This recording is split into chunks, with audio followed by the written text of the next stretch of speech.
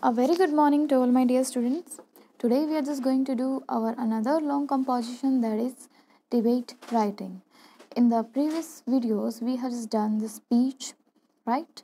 So now there is a difference between the speech and the debate. Now we are just going to debate, and you will find out further few the difference between the speech and debate, because this is a kind of arguments which you have just done or you are putting forward, and which was just usually ends with a what. Now let's get started with the definition of the particular topic, that is debate. Here, debate writing. It can be suggested to be a formal discussion on a particular matter. Remember this, it can be a formal discussion on a particular matter. So it can be held in a public meeting or the legislative assembly, in which we have to put forward our opposite arguments from our opposing party especially, and in which usually the whole of the debate will comes to end with the ends of vote.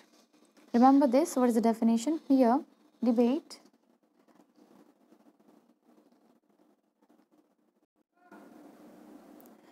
now as we have done the very definition of this very debate writing, that is to be a formal discussion on a particular matter in a public meeting or the legislative assembly, in which opposing arguments are put forward and which usually ends with a vote.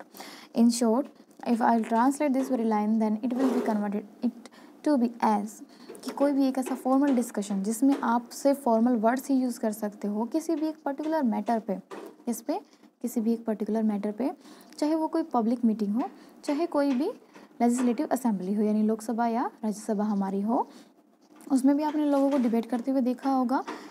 वो लोग speech नहीं देते हैं, वहाँ पे debate होती है एक इंटरकोर्स जो आप कहीं बैठ कर या पब्लिक मीटिंग में ही कर रहे हो, बट होता ही अपोजिशन में है.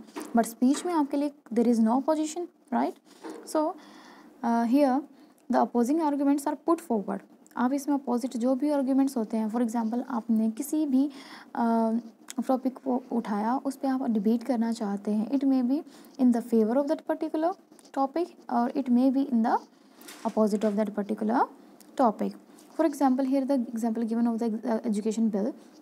अगर आप एजुकेशन बिल पर कोई भी अपना मत रखना चाहते हैं, आर्ग्यूमेंट रखना चाहते हैं, तो आपको किसी को अपोजिट रख कर करोगे, that it means to be debate. अगर आप सिंपली उसके बारे में बात करना चाहते हो या फिर फॉर्मल डिस्कशन करना चाहते हो किसी पब्लिक में या मीटिंग में, whatever be the situation at that point will, so वो हमारी कहलाती है स्पीच, राइट?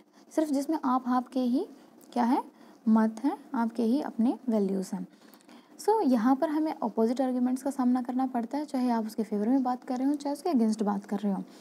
हमें दोनों ही चीज़ें एक साथ लेकर चलनी पड़ती है. One is opposing arguments, another one is favouring arguments.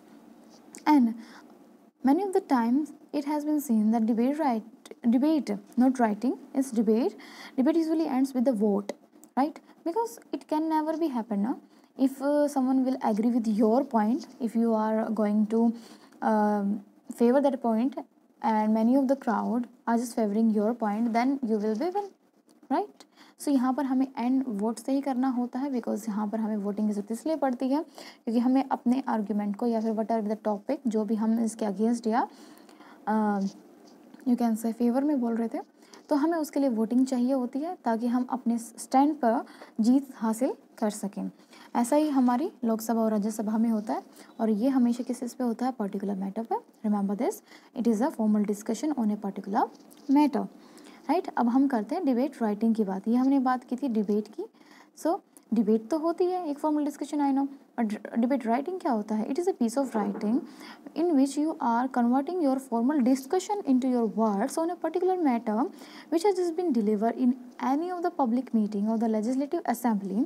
It is also written to be in the opposite or the favoring of that particular topic, and you are putting your points forward, and it will not ends with a vote. It will not ends with a vote because there is nothing to do with that particular writing section to be get vote. Okay जब आप लिखते हो तो paper में लिख कर आए हो, वहाँ वोट तो नहीं दे सकते हैं, बट आप अपने दिमाग में कितना उस चीज़ को मतलब यू कैन से स्ट्रेंथ देकर चल रहे हो टॉपिक को, तो वो आपका टीचर जो हो समझ जाता है कि ये कितना स्ट्रॉन्ग पॉइंट लिख कर आया है, और इस स्ट्रॉन्ग पॉइंट को कोई भी आपका जो टीचर है अगर वो भी डिसएग्री नहीं कर सकता, then he will or she will give you the full mark. Remember this? So now here is the example that you have to written down your own topics. It may be the opposing arguments of yours or the favoring arguments. It's a last night depend on the education bill. Here's the example of education bill. Remember this. Now in the further of the video we are just going to discuss about the format of the debate. Actually format of the debate and speech are almost same, but few of the things are different, make them different. Format are same, but the innermost material or the matter which you are going to written down in your debate writing is much different from our speech. Remember this. Now here is the format of debate. First of all, we have to give the salutation. In the speech we also have to give the salutation, right? Salutation, what do you mean with the salutation here? The respecting words, right? For example, you are giving the salutation to your chairperson, then you will say respected chairperson, and after that आप उनके बाद एक logic में जो एक manner होता है, for example आप सबसे बड़ा स्कूल में या फिर कहीं भी किसी भी इंस्टीट्यूट में क्या होता है, चेयरपर्सन, राइट? अगर वो वहाँ अवेलेबल है, then you give the first position to the chairperson, respected chairperson, then उसके बाद क्या होंगे, जजेस होंगे, एंड उसके बाद जो भी आपके ऑडियंस होगी. देखिए, respected chairperson, honorable judges and my dear friends, here is the salutation. Okay, remember this. आपको उनको कैटेगरी वाइज और उनकी अथॉरिटी वाइज आपको उनको पोजीशन देनी है in your debate writing salutation. Remember this. After that you have to give your self introduction. In this introduction you are going to introduce yourself within a one line, because everyone knows you, especially the judges only. So you have to give your brief introduction in the starting after the salutation. Remember this. In this we are not going to use any quotation in front of our salutation. Remember this.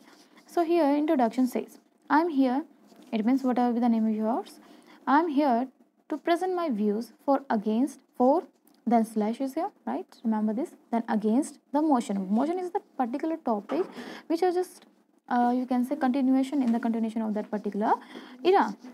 Motion means कोई भी चीज़ जो motion में हो, तो वैसा ही हमारा जो topic, जो हॉट टॉपिक जिस पे ऊपर आप डिबेट करना चाहते हो, that is to be called as motion. Remember this. आप क्या लिखोगे हमेशा, you will written down as the motion, you will not say for against the topic. Remember this. Here the particular word which I just choose for the topic word, TOPIC, you will use instead of topic as motion. आप motion use करेंगे, topic word use नहीं करेंगे. Remember this. So after that what we have to persuade, we have to proceed with according to our body of the argument. It means debate is argument, right? So here is the body of argument. It may include views, facts, rebuting the statement, questions, etc. Because debate is also a competition, right? So यहाँ पर आप अपने views, of course आप अपने views दोगे जो हम अपने स्पीच में भी देते हैं, आप अपने फैक्ट्स दोगे जो हम स्पीच में भी देते हैं, या रिब्यूटिंग ऑफ स्टेटमेंट्स जो हम स्पीच में भी देते हैं, और क्वेश्चंस जो हम अपने स्पीच में भी कर सकते हैं. तो क्या चीज़ होती है इसमें, डिफरेंट क्या होता है, डिफरेंट होता है कि हमारी इसमें बॉडी ऑफ स्पीच होती है, इसमें हमारी बॉडी ऑफ आर्ग्यूमेंट्स होती है. लेकिन बॉडी ऑफ आर्ग्यूमेंट में भी चीज़ें वही होती है, लेकिन उसको पेश करने का नज़रिया और पेश करने का तरीका is much different from our speech writing. Now here you can use some of the common phrases in starting of your debate. For whenever you have done with your salutation, introduction, then you can come to your body of the argument. After that you can see that here the particular child who is going to do the debate or the argument in front of any public assembly or the legislative assembly, whatever be that, right? So that particular will be say, I strongly feel that, I would like to draw your attention to, may I call all present, I wholeheartedly oppose or support in my opinion. आप इनमें से किसी भी phrase को use कर सकते हैं while you are going or you are moving towards your body of argument. For example, you are favoring the education bill, right? Then you will say, I strongly feel that the education bill is in the motion of our life, right? In our education it will give the motion. I am strongly feel them. इससे आगे आप ये भी कर सकते हैं, I would like to draw your attention towards the education bill. May I call all present here, I whole heartedly oppose, यानी कि आपको वहाँ पे कोई भी चीज़ इनफॉर्मल नहीं बोलनी है। Remember that you will not use any informal word over there in your debate. So here the particular child will say, I wholeheartedly oppose or support whatever be you are doing in your argument, whatever you are opposing or supporting that particular motion, not the topic. So you will move further. After the 3 points you will continue your motion, and the last phrase is here, in my opinion, I would like to say, or I would like to draw your attention towards the education bill. Remember this. Here are some of the phrases which you have to do in your write down in your notebook, and whatever you like you can start with your these common phrases. Remember this. After that we come to know that what is the debate in exactly in a layman's opinion. Debate is a creative expression of a person's opinion or the perspective on an issue. Remember this. For the layman's in language, if I'll talk about the debate, then it is a creative expression of person's opinion. It means whenever a person gives his or her opinion, then in a creative way, then it is to be you can say represent to be a perspective of that particular person on any issue, on that particular issue. So that is to be called as debate, right? So now we are just going to discuss about the tips to attempt a question on debate writing. Remember this. What we are going to do, that is tips to attempt a question on debate writing. Here is the point of us.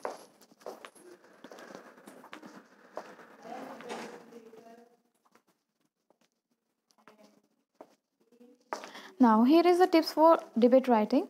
The first and the foremost step is to choose the side. First thing is that the choice and the side which you will choose, the favoring or the opposition. Remember this. कौन सी side आप choose कर रहे हैं, किसी को favour करने की side choose कर रहे हैं, अपोजिट करने की. Remember this. सबसे पहले माइंड में ये क्लियर होना चाहिए.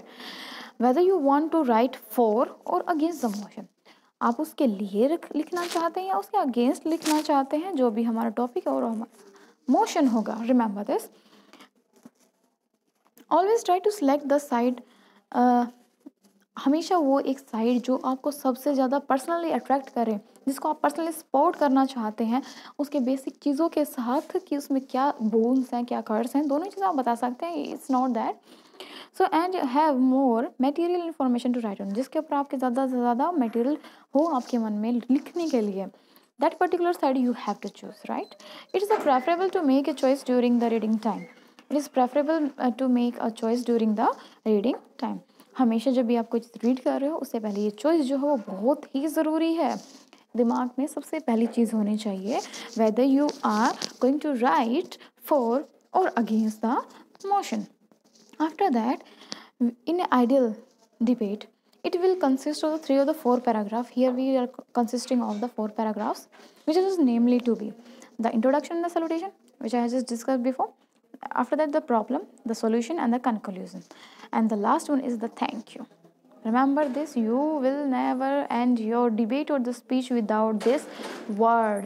If you will end up this without any thank you to your audience, then it will not be boon for you, because it will deduct your half an mark, it may be deduct your 1 mark. It's up to your teacher who is going to check your ability.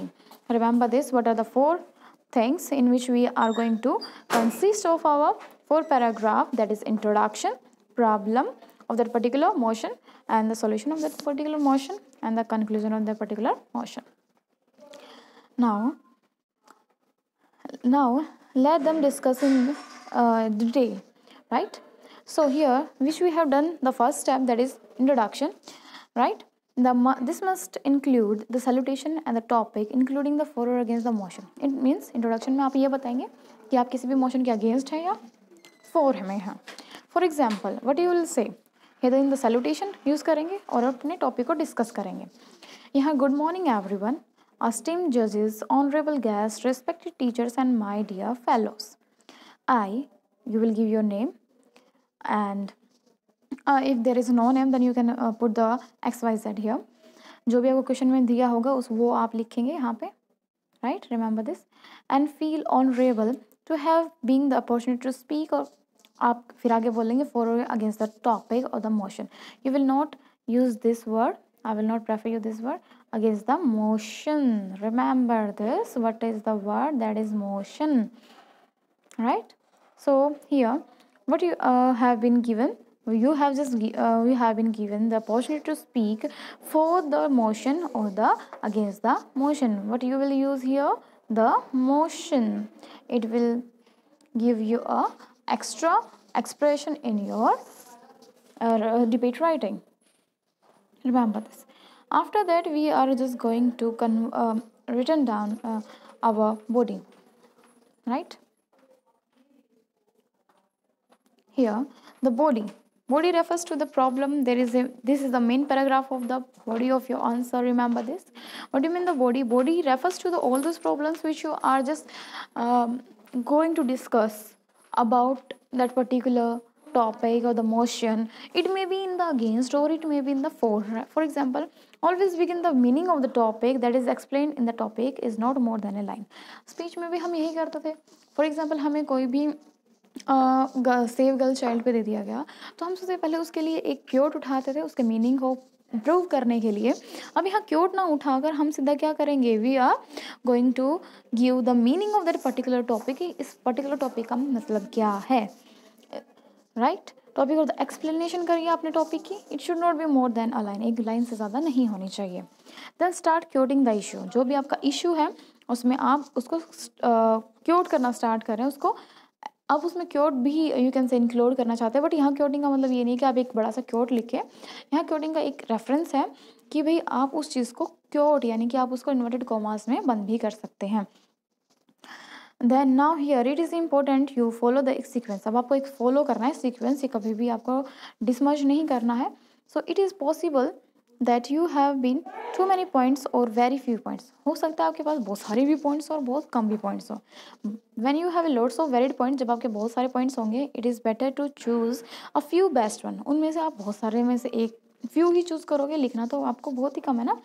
Right a line on each, हर एक कुछ points हैं उनको लिख लीजिए कहीं पर भी और उनको लेकर आप अपनी एक एक लाइन जो है वो लिख दीजिए. In case if you have very few already, अगर आपके पास हैं ही थोड़े से, then explain them in at least 2 line each. तो जब थोड़े हों तो उसको 2 लाइन में एक्सप्लेन कर दीजिए, और अगर आपके पास थोड़े ज़्यादा व्यू हों तो उनको पॉइंट्स लिखकर उनको एक एक लाइन में कन्वर्ट कर दीजिए. But make sure that you are clear with your thoughts. ये नहीं हो कि आप कुछ भी बोल रहे हो, आपको पता ही नहीं है what is education bill and all this things, फिर भी आप कुछ भी लिख के आ रहा है. It can not be right. So only then you will be able to put them into your words unambiguously. Unambiguously मतलब अनक्लियरली. आप उनको बिना किसी होच पोच के आप उनको क्या कर सकते हो, you will be able to put them in your words. Remember this. What you have to do, आपको अपने टॉपिक्स जो हैं यानी टॉपिक्स के ऊपर जो व्यू हैं वो कहीं लिखने हैं. अगर वो ज़्यादा है तो उन्हें आप एक पॉइंट्स में लिखिए, पॉइंट्स के साथ उनको लाइंस में कन्वर्ट कर दीजिए. और अगर आपके पास ऑलरेडी बहुत कम है तो उस एक लाइन के ऊपर आप 2 लाइन लिख दीजिए. Of course it will be boon for you. Now after that the solution. देखिए कोई भी चीज़ हुई उसकी प्रॉब्लम होगी तो obviously there will be a solution, right. So here the solution as for every problem there is a solution. Remember this. So this paragraph needs to be short and crisp. बहुत ही अच्छा होना चाहिए, crispy सा होना चाहिए कि पढ़े तो मज़े आ जाए ऐसा कुछ. whereby you are supposed to give a rational and practical solution for all the above problems. जो भी हमने above कोई भी प्रॉब्लम डिस्कस की है. फॉर एग्जाम्पल आपने एजुकेशन बिल की डिसएडवांटेज के ऊपर बात की है, राइट. तो आप उसके बारे में सोल्यूशन भी दे सकते हैं कि इसके अलावा हम क्या कर सकते हैं. सो यहाँ पर एक प्रैक्टिकल सोल्यूशन देना होगा. It should not be like the कि मैं सोचता हूँ तो ऐसा होना चाहिए. नहीं, it should not B irrational. It should be rational. Remember this. Should be practical in its manner. in case you are not able to figure out, right, in case if you are not able to figure one out, keep in mind a few general ones. अगर आपको एकदम से बहुत ज़्यादा problems के solutions नहीं पता तो एक एक करके अगर आपको 1 या 2 ही पता है. It could involve spreading awareness campaign, stringent law and their strict implementations, education etc. अगर आपको किसी भी चीज़ के बारे में कोई भी बहस करने के ऊपर मिल जाए, प्रॉब्लम्स तो देखिए आपको खुद पता है, आप खुद फेस कर सकते हो उस चीज़ को, बीइंग एम्पैथाइज ओवर दैट। सो लेकिन आपको जो भी अगर प्रॉब्लम को सोल्यूशन देना पड़े तो आप उसमें इन्वॉल्व कर दीजिए कि हम इसे अवेयरनेस स्प्रेड कर सकते हैं, कैंपेन लगा सकते हैं, इसके लिए कुछ स्ट्रिक्ट लॉ बना सकते हैं, कुछ स्ट्रिक्ट इम्प्लीमेंटेशंस कर सकते हैं, एजुकेशन स्प्रेड कर सकते हैं। तो ये कॉमन से ही हैं जो हम प्रॉब्लम के सॉल्यूशन को लिख कर आते हैं। रिमेंबर दिस, आप इनमें से भी लिख सकते हैं। It will not result in the reduction of your mark. So here using a cured never hurts, अगर आप इसमें के लिए कभी भी कोई भी क्योर्ड यूज़ कर सकते हो तो ये कभी भी कोई दिक्कत नहीं होगा। यानी कि आप किसी भी चीज़ को इन्वर्टेड कॉमास में क्लोज करके उसको एक वैल्यूएबल चीज़ देते हो, then it will be converted into be a cured. Remember this, cured it means when you put your own views into your inverted commas that can also be converted included into the quote. It can be generally one like on working together. ये ऐसा कुछ है कि सभी को पसंद आता है और सभी इसको करना भी चाहते हैं। Every situation can be faced, हर एक सिचुएशन फेस की जा सकती है एंड सोल्व भी की जा सकती है if there is unity. Remember this, आप इसको एंड कर सकते हैं या फिर इस चीज़ को थोड़ा सा फील कर सकते हैं, यानी कि ये प्रॉब्लम को जब भी आप देंगे तो उसके लास्ट में ये चीज़ लिख सकते हैं that every problem has a solution, right. It can be general one like on working together and every situation can be faced and solved if there is unity. So here are few the handy ones. देखिए अब क्या है, last में आप जो keywords use कर सकते हैं वो ऐसा कुछ है, यहाँ है where there is unity there is always victory. Okay, ये लिखने की जरूरत नहीं है कि किसने बोला था। Unity is strength, you know this is the universal phrase is even. United we stand, divided we fall, and many more you are going to discuss in your written down in your particular topics.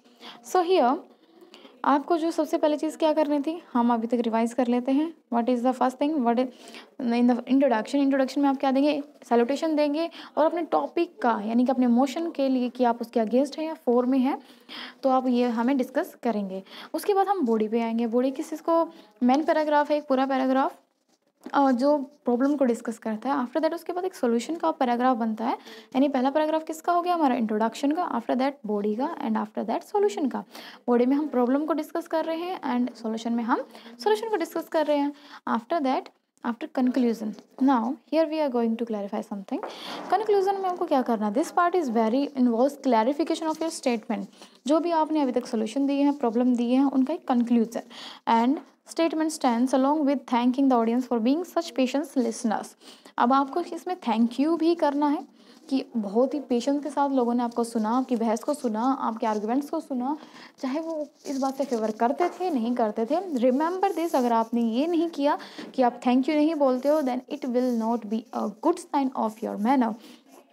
This paragraph needs to be short and precise, बहुत ही छोटा होना चाहिए, ज़्यादा बड़ा नहीं। और अब की बार तो हमारा 5 नंबर की डिबेट आ रही है, so it could not be so long, right. So it may B must of the 100 to 120 words sufficient is there. So here also you can add some of the glitter to your art piece with some quote like the word impossible itself says I am possible. तो आप last में भी जब thank you कहने से पहले आपको ये वर्ड यूज़ करना है, बिकॉज इसमें आप क्या करते हो, जनरली आप अपने आप को समअप करने की कोशिश करते हो। कंक्लूजन होता ही समअप है, तो आप अपनी पूरी चीज़ों का निचोड़ इसमें लगाकर एक लाइन में भी लिख सकते हो, यानी कि कम से कम इसमें 3 से 3 लाइन है आप कम से कम लिखें। और इसमें क्योर्ड भी यूज़ कर सकते हैं इन द एंड, बट जो लास्ट वर्ड होगा वो आपका थैंक यू ही होगा। Remember this, what you have to do, you have to thank your audience for being such patient listeners. Now here we are going to discuss about the format. Here format is here refers to the 150 to 200 words, but it is for only when there is a debate of 10 marks. Remember this, जब हमारी debate कितने की होगी, 10 mark की होगी, but now क्या है हमारी 5 मार्क की है, तो हम 5 मार्क्स के हिसाब से 100 to 120 words is sufficient for our debate writing. Remember this. अब यहाँ फॉर्मेट में हमारा इंट्रोडक्शन वो कैची होना चाहिए। Pre speech, no to draw attention to the of listener, थोड़ी बहुत स्पीच की जो होती है जैसे for example salutation and all this things ना, ये चीज़ आपको अटेंशन गैदर करने के लिए बहुत ज़रूरी है लिसनर्स की। फॉर्मल एड्रेस होना चाहिए आपके ऑडियंस का। डेवलपमेंट ऑफ द टॉपिक होना चाहिए। और एडवर्स इफेक्ट के बारे में बता सकते हैं, एंड देन कंक्लूजन। ये सारे वही पॉइंट्स हैं जो हम ऊपर डिस्कस करके आ चुके हैं।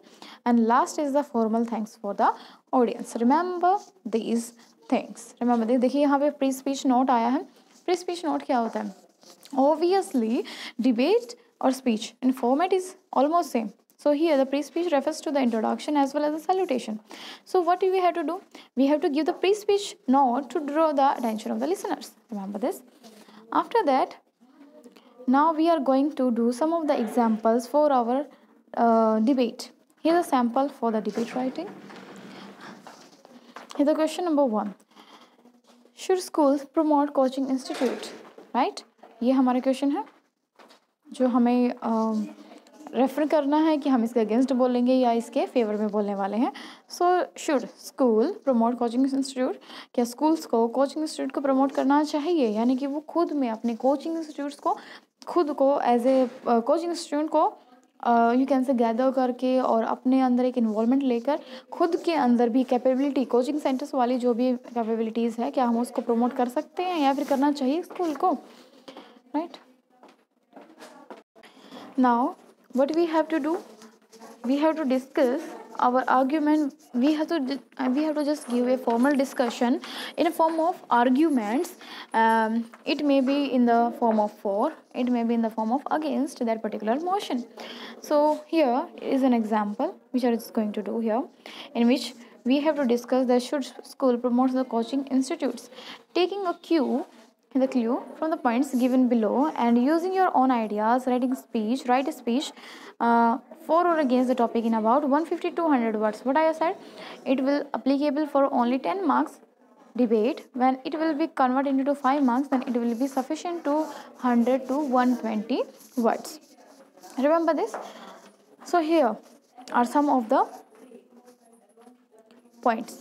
अब ये points आपको वहाँ नहीं मिलेंगे. इट मे बी पॉसिबल कि वो आपको किस फर्दर इन्फॉर्मेशन में दे रहे हैं, और कई बार ऐसा हो जाता है, बट ऐसा जनरली नहीं होता है. सो अपने दिमाग में ये लेकर ना चले कि आपको क्लूज़ यहाँ से मिलेंगे. तो जो क्लूज़ हैं तो वो आप देखिए. Here despite CBSE's ban coaching centres running classes in the school. अब देखिए CBSE ने यहाँ बैन कर रखा है कोविड-19 की वजह से भी, लेकिन जो कोचिंग सेंटर्स हैं वो क्या है, ऑनलाइन प्रिवेलिंग हो रहे हैं और किसी न किसी तरीके से अपनी चीज़ों को रन अप कर रहे हैं. Teachers from the coaching centre institute teach subjects like the physics, chemistry, maths, English and physical education continues to be taught by the school faculty है. इन नाउ जो टीचर हैं जो कि कोचिंग इंस्टीट्यूट के हैं वो टीच कर रहे हैं physics, chemistry, maths, English, physical education. वो क्या है, स्कूल फैकल्टी भी कंटिन्यू कर रही है अपने स्कूल में. सो क्लासेस इन सेपरेशन. अब आपको सिर्फ पॉइंट्स दिए गए हैं, यहाँ पे कोई ऐसी फर्दर एक दूसरे से लिंकअप नहीं है. Classes in separation section from 8 AM to 12 noon for the CBSE and competitive. Right. अब अपने स्कूल में आप अगर इसको फेवर में ये बोल रहे हो तो आप इसको यूज़ कर सकते हो कि क्लासेस जो हैं वो 8 to 12 तो ख़त्म हो जाए, उसके बाद आप कम्पिटिटिव एग्ज़ाम की तैयारी करें, specially in the things. Right. What I have said, if it will B of the 10 marks then you will use only then you will use 150 to 200 words. But if it will be of 5 marks, generally here in this year we are just going to have a 5 marks debate question. So here what we have to do, we have to do 100 to 120 words in a sufficient manner. Remember this. After that, here is the answer for your following questions in which you are going to for or against that particular thing. That should school promote the coaching institute. Now let us start here. Respected chairperson, honorable member of the jury is the judges, right? My worth opponent, my worthy opponent, जो भी उसके oppose में कुछ बोलने वाले हैं उसके लिए भी उसने वर्डिंग यूज़ की है, तो आप भी यूज़ करें. This is the very you can say humble things for a debater. So here the dear audience, भावी Gautam would like to speak. I जो भी है यहाँ पे, I भूविक जो भी आपका नाम होगा, would like to speak for the motion. For the motion means should school promote coaching center. for मतलब वो उसके लिए बोलना चाहता है, उसके अगेंस्ट में नहीं बोलना चाहता है. CBSE has banned. आपने सबसे पहले अपने माइंड में क्लियर कर लिया है कि आपके अंदर ये टॉपिक जो है वो क्लियर है। उसके बाद आप उसको थोड़ा डिफाइन कर रहे हैं। देखिए अब इसको डिफाइन कैसे किया जा रहा है। CBSE has banned coaching centers running classes in school, yet it seems to flourish in both public privates as many parents and guardians are very much in favor of it. देखिए आजकल जो है हम अपनी ऑडियंस को, for example मैं हूँ या फिर आप ही हो, तो आप क्या कर रहे हो, सबसे पहले तो आप सबको सैल्यूटेट कर रहे हो। यहाँ पे देखिए सैल्यूटेशन आ रही है, यहाँ पे व्हाट इज़ हियर, सैल्यूटेशन है यहाँ पे। इसके बाद अब अपनी टॉपिक को थोड़ा सा कवर अप कर रहे हो ताकि इससे जो लोग हैं वो फैमिलियर हो जाए। तो आपको फैमिलियर बनाने के लिए क्या कर रहे हो, आपने थोड़ा सा 3 से 4 लाइनों का क्या दिया है, एक ब्रीफ इंट्रोडक्शन दिया आपने टॉपिक का, बट आप यहाँ पे सिर्फ 2 लाइनें को ही यूज़ कीजिएगा क्योंकि हमारे पास लिमिटेशन है 100 वर्ड्स की। Now CBSE has ban coaching centres. अब ये कह रहे हैं कि जो CBSE है उसने बैन कर दिया है कि स्कूल में कोचिंग सेंटर्स नहीं रन होंगे, राइट। येट इट सिम्स, ऐसा प्रतीत हो रहा है कि ये पब्लिक और प्राइवेट स्कूल्स में, और साथ साथ में पेरेंट्स और गार्जियंस भी इसके फेवर में हैं। तो ये भी फेवर में ही बोल रहा है। Firstly if we look into monetary aspect, अगर हम इसको यू कैन से कमाई के पर्सपेक्टिव से देखें, then the point of view of both, then we find that both benefit from it by saving on the huge fee and regular convenience attached to this. देखिए कहीं ना कहीं ये चाहते हैं कि ये जो हमारे डिबेटर हैं वो ये बोलना चाहते हैं कि हम इसको पैसे की बचत के तौर पर देखें तो भी हमारे लिए बेनिफिशियल है, और टाइम की सेविंग के लिए देखें तो भी हमारे लिए काफ़ी सेवर है, टाइम सेवर है। देखिए अगर आपके स्कूल में ही वो चीज़ आपको अवेल करी जाए जो आप बाहर जाकर 2.5-3 घंटे का सफ़र करके, या फिर आप सपोज कीजिए आधे घंटे का सफ़र वो भी आप 1 घंटे में तय कर रहे हो, क्यों, because of the rush and all this things, और ऊपर से फिर वो आपको थकान होगी वो अलग से। तो चीज़ें क्या हैं, आपके ऊपर काफ़ी हैवी हो जाती है, आपको कोई बेनिफिट नहीं हो रहा है, बेनिफिट उतना नहीं हो पा रहा जितना आप सपोज कर रहे हो। बट अगर स्कूल में ही वही चीज़ हो जाती है, फॉर एग्जांपल 8 to 12 नून आपकी क्लासेस लगती हैं, उसके बाद आपकी कम्पिटिटिव एग्जाम्स की तैयारी हो जाती है till 1 to 12 to 3 o'clock, 4 hours if you can go for the competitive exam then it will be boon for us ना, राइट। सो यहाँ हमारे भावी गौतम जो है वो इसी बारे में बोलना चाहते हैं। Now what we have to do, now we have to move further here for our some of the things. Now देखिए यहाँ पर क्या है, time management is the second factor, coping with the syllabus and that of the competitive exams, yet maintaining the required attendance percentage and keeping good of the things, right. So आपको जो भी चीज़ें यहाँ दी गई हैं, प्रॉब्लम विजुअल सोल्यूशन, देखिए अब हम चीज़ों को देखते हैं, हमारे पास सोल्यूशन हो गई है, राइट, सोल्यूशन हो गई, हमने अपने टॉपिक को कवर कर दिया, हमने अपनी टाइम मैनेजमेंट के बारे में बता दिया। आफ्टर दैट हमने लास्ट में एक लाइन में किया, but I hope I have been able to get my point of view across to you by now. अब आपको मेरे पॉइंट्स ऑफ व्यू जो भी मैं कहना चाहता हूँ वो आपको समझ में आ गया। The last word is that to be thank you. अगर आपने थैंक यू नहीं किया, it will deduct the mark, remember that, it will deduct the mark. So ऐसे ही आपके बहुत सारे क्वेश्चंस मैंने दिए हुए हैं, you can go along with them.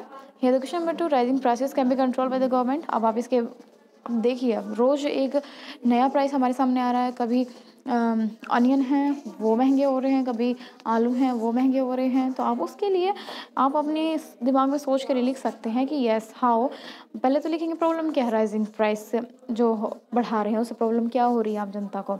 उसके बाद क्या होगा, उसके बाद आप उसके सोल्यूशन दे सकते हो कि आप क्या कर सकते हो कि आप चीज़ों को मतलब प्रोसीड कर सकते हो, फॉर एग्जांपल फार्मिंग को इनकरेज कर सकते हो। तो ये सारी चीज़ें आपके सोल्यूशन में आ जाती हैं। After that we have what we have done, this is your complete thing here, what we have done in the end, that is the thank you here and for you, right. मैं आपको 10 mark की ही एक debate दे रही हूँ, that is to be this. आपको लिखनी कितनी है, 150 to 100 वर्ड्स में, सो दैट आपको आइडियाज़ जो हाँ आपकी क्रिएट हों। What is that, that private cars should be banned in the congested commercial areas of the city. अब देखिए जो प्राइवेट कार्स होती हैं वो क्यों बैन होनी चाहिए एक ऐसे एरिया में जहाँ कमर्शियल एरिया है, वो अब आप अपनी ओर से सोचिए और अपने दिमाग से ये टॉपिक्स के व्यूज़ जो हैं वो लिखिए और एक पेज पे लिखिए अलग से। अगर आपका बहुत सारे व्यूज़ हैं तो उन्हें टॉपिक वाइज एक एक लाइन में, सॉरी पॉइंट्स वाइज आप उनको एक एक लाइन में लिख सकते हैं। अगर आपके पास बहुत ही कम है तो आप उस चीज़ को क्या कर सकते हो, कवर अप कर सकते हो. Remember this, you can do that, cover up with the 2 line each written down on your points. So this is your homework, what you have to written down in your notebook. So I hope this has been clear to you now. We'll meet in the next video for the next topic. Thank you so much for this. Have a nice day, all of you. Here we have done all these things from debate writing till to the example of the last. Remember this. Thank you so much. We'll meet in the next video. If you find any kind of difficulty to learn this debate writing, you can call me at any time. Thank you.